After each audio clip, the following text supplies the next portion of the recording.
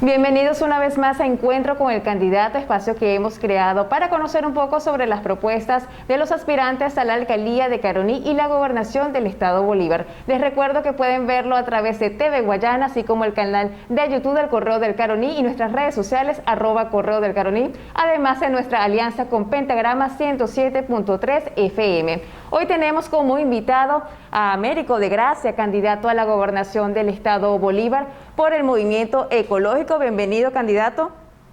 Le recuerdo un poco la dinámica de este ciclo de entrevistas que hemos estado haciendo. Esta semana comenzamos con los candidatos a la gobernación del estado Bolívar para conocer sus planes de gobierno de cara a las elecciones del próximo 21 de noviembre. Son 2 minutos por cada respuesta. Hay un conjunto de preguntas que hemos hecho con periodistas del Correo del Caroní, así como algunas inquietudes que tienen usuarios de las redes sociales. Comienzo con la primera pregunta y es: ¿cuáles son las principales 3 propuestas de su plan de gobierno? ¿Por qué votar por Américo de Gracia? La principal razón es porque estamos comprometidos con esta región como ningún otro candidato que se presenta en estos momentos en la palestra a la gobernación. El segundo elemento es porque estamos proponiendo un cambio de modelo, no solamente un cambio narciso de nombre o personajes al frente de la gobernación.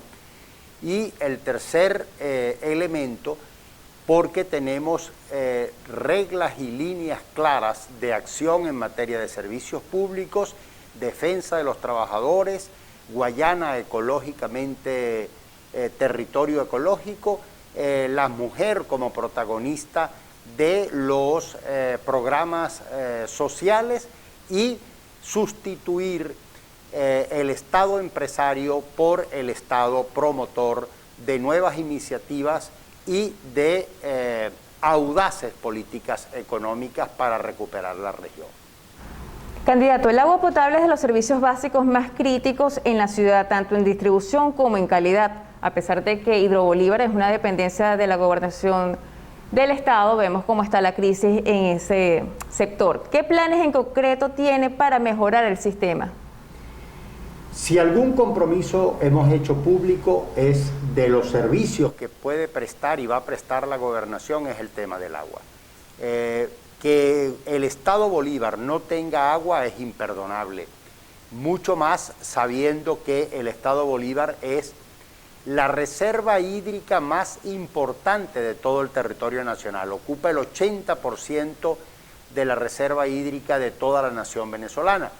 Y por supuesto, si los romanos pudieron resolver 500 años antes de Cristo el tema de la distribución de agua, es imperdonable que nosotros no lo podamos resolver, y ahí el compromiso lo vamos a hacer buscando financiamiento en organismos nacionales, internacionales, públicos y privados, pero el compromiso es reponer el servicio.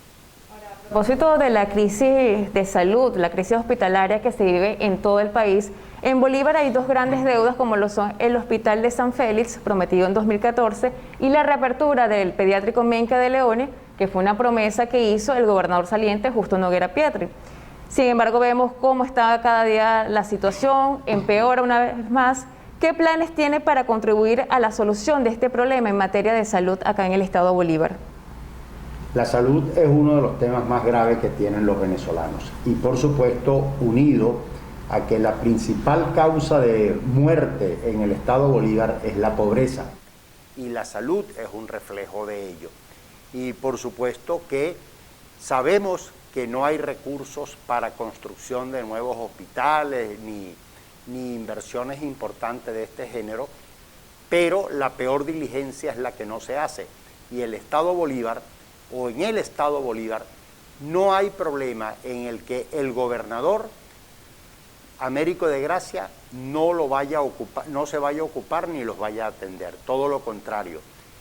Todo problema que afecte a los guayaneses es, teniendo nosotros competencia o no, responsabilidad del gobernador de dar respuesta, y las vamos a buscar donde quiera que éstas se puedan encontrar y se puedan buscar. Repito, a nivel nacional, a nivel internacional, a nivel local, a nivel público o a nivel privado. Las escuelas en Estados Unidos tienen a duras penas debido a su alto deterioro deterioro y una gran deserción de estudiantes y personal docente. De hecho, lo pudimos ver ahora con el regreso a clases presenciales.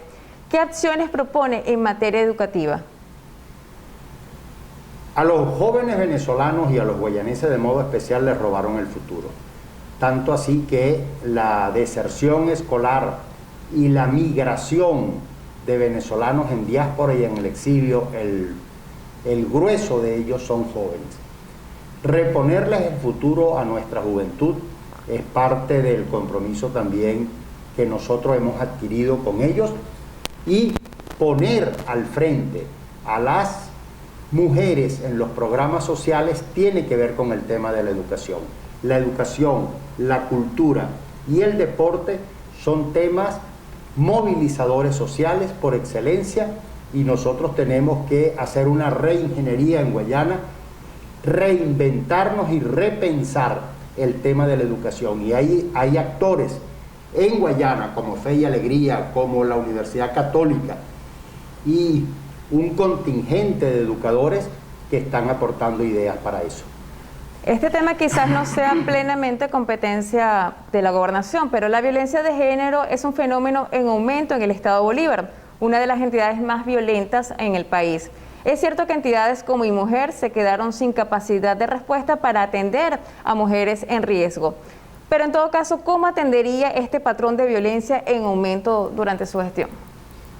Cuando decimos que los programas sociales los van a dirigir y la protagonista fundamental es la mujer, es porque la mujer es primero una sobreviviente a esta crisis, y la mujer ha sido la protagonista de la sobrevivencia de la sociedad venezolana y de la guayanesa de modo especial, al saber estirar su presupuesto.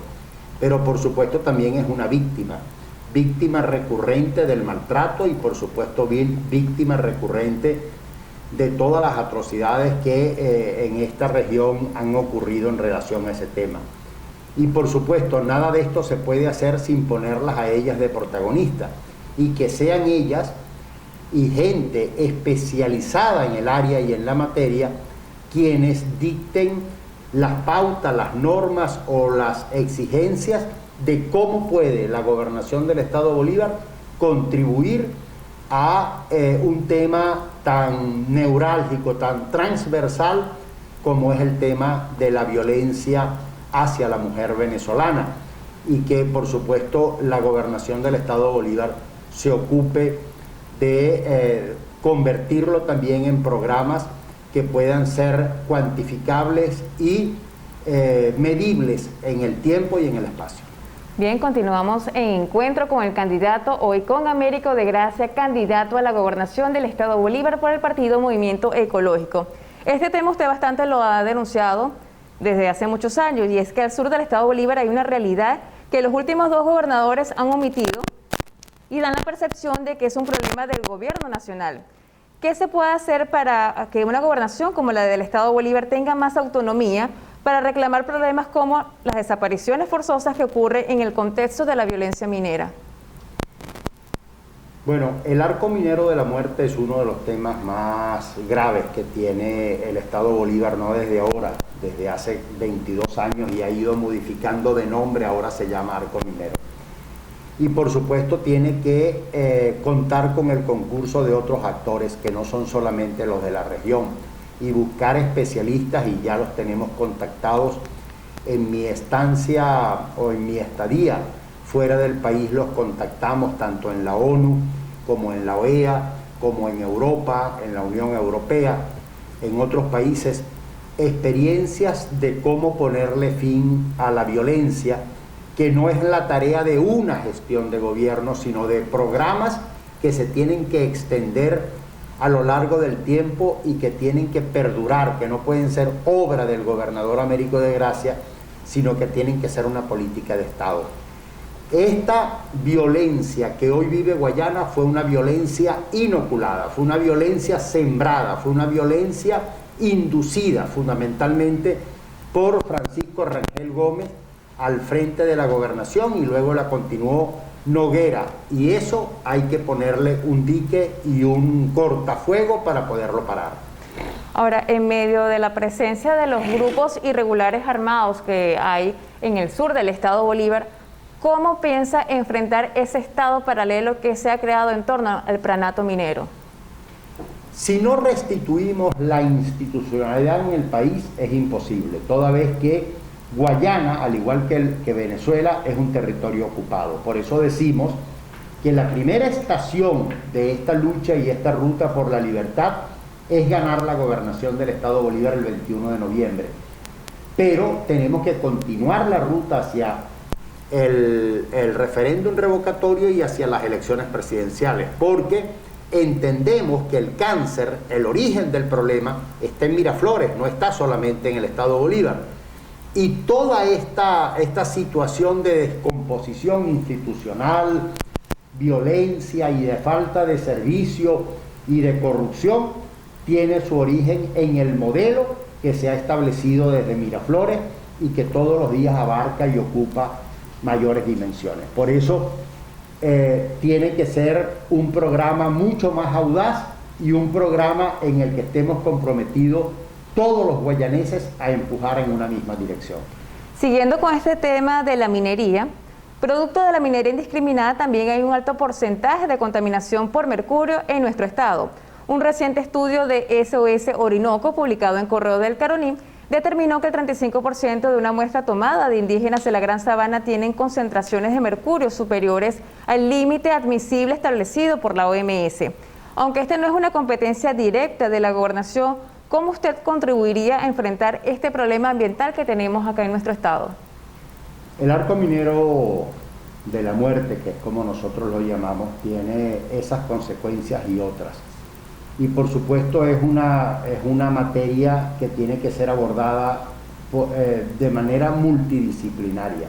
Es como la malaria cuando fue atendida por Gabaldón. No era solamente un tema de salud, era sanitario, era luz, era vivienda, era vialidad, era pozos sépticos, era acueductos. En el tema del arco minero pasa igual y tienes que converger y hacer sinergia con muchos actores. El tema fundamental de esto, para poderle poner el control necesario, es que el gobierno, el régimen, también deje ayudar en relación a este tema, cosa que yo dudo, porque ellos están más interesados en saquear que en resolver el problema. Sin embargo, la gobernación del estado Bolívar levantará su voz y será el megáfono de los sectores más vulnerables, en este caso los pueblos indígenas.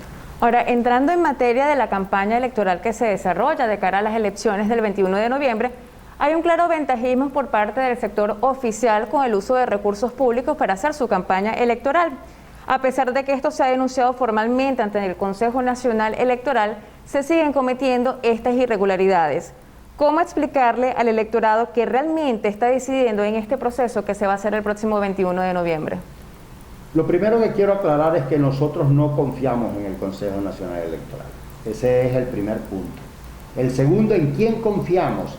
En empoderar al ciudadano, al elector, al guayanés, de que este proceso tenemos que hacerlo nuestro. Tú y tus votos, tu gente, el llevarlos, el de movilizarlos.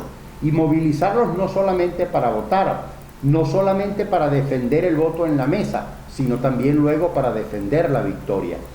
Y eso se logra es desarrollando también una narrativa y un discurso distinto al que ha venido oficiando la oposición a lo largo de los últimos 22 años, de comportarse como duquesas ofendidas. Nosotros tenemos que salir a la ofensiva de manera permanente y no dejarnos arrinconar por la forma alienante del régimen de inducir a los venezolanos a claudicar y a sentir la desesperanza y la derrota de manera permanente. Nosotros tenemos que darle ánimo y darle discurso y narrativa a los guayaneses para que se empoderen de este proceso y podamos ser constructores de una victoria.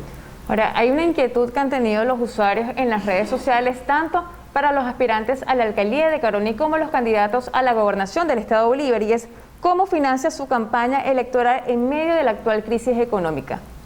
Bueno, como se ha podido ver, nosotros no hemos hecho ni grandes vallas ni grandes propagandas, todo lo contrario, lo hemos hecho de manera prácticamente artesanal, mucho cara a cara, mucho contacto directo con la gente, recorridos permanentes, constantes, sistemáticos, la misma mecánica que aplicamos cuando ganamos la Diputación en el año 2010, luego cuando ganamos en el año 2015 con excelentes resultados, y en esta oportunidad entiendo que no será distinto, solo que la dimensión de la campaña es todo el estado y antes estaba circunscrita solamente a 7 municipios.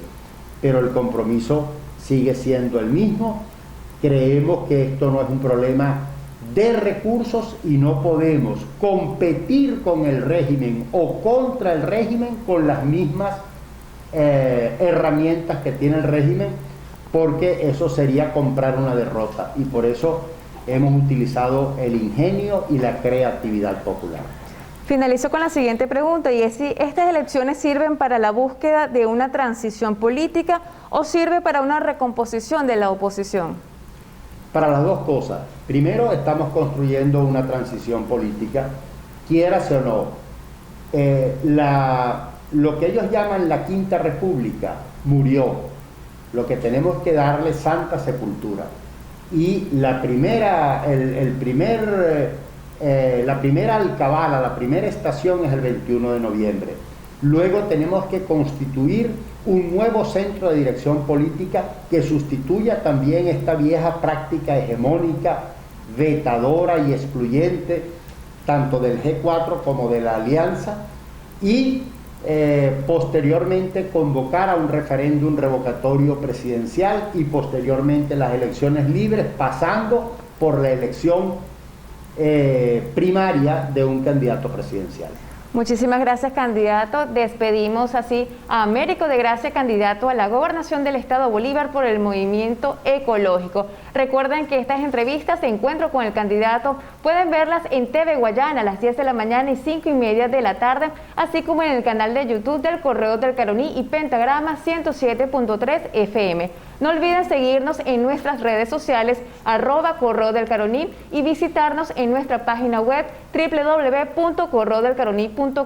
Se despide de ustedes, Joali Siberio.